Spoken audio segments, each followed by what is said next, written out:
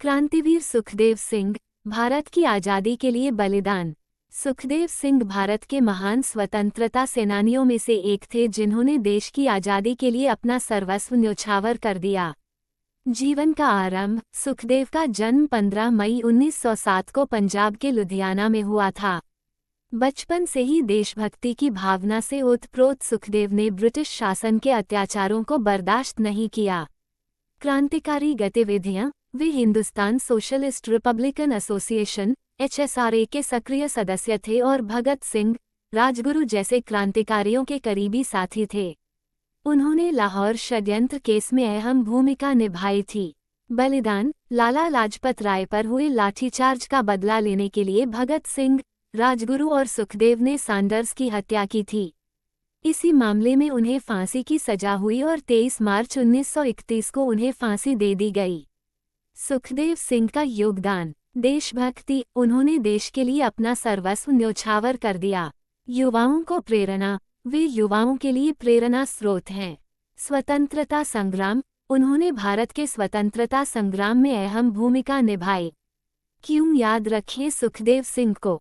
वे एक ऐसे क्रांतिकारी थे जिन्होंने देश के लिए अपना सब कुछ कुर्बान कर दिया।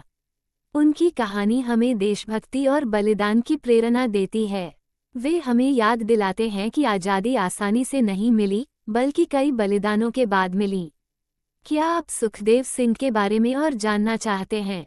रमेश शर्मा, भीमाथल, धोरीमन्ना, बाड़मेर, राजस्थान। लाहौर षड्यंत्र केस। एक संक्षिप्त विवरण।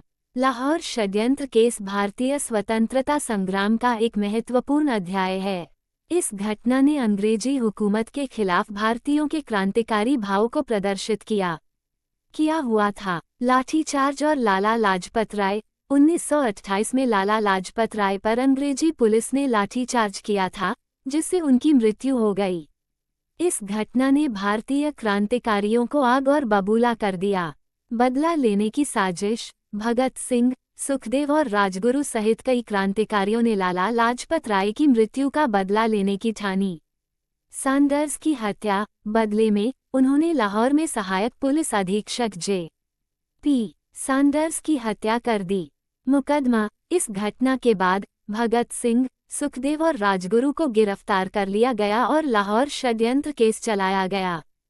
फांसी। अंततः इन तीनों क्रांतिकारियों को फांसी की सजा सुनाई गई और 23 मार्च 1931 को फांसी दे दी गई।